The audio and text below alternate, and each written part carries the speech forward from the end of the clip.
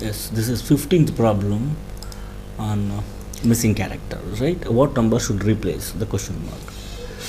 So now by observing this, see, I need to get 93 here, and as well as here question mark, and as well as here I need to find 50. So now so how can we get 93? Let us check out this. 18, 8 4s are 32. 18 into 1 plus 4 into 8. 18 into 1 is 18 plus 8 4s are 32. So if you add, you are going to get 50. So let us adapt the same procedure here. So 15 5s are 5 into 15, which is 75, plus 6 into 3 is 18. If you add, it is 93.